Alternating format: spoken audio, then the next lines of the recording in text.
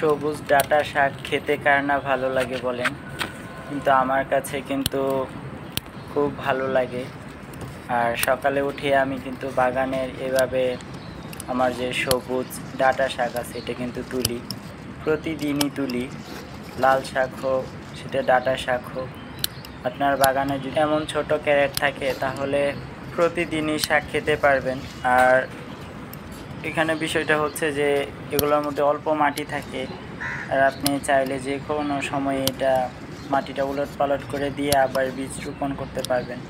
আপনাদের অনেক আগে এই বিষয়টা আমি বলেছিলাম যে আসলে এটার মধ্যে মাটি প্রস্তুত করা একদম সহজ।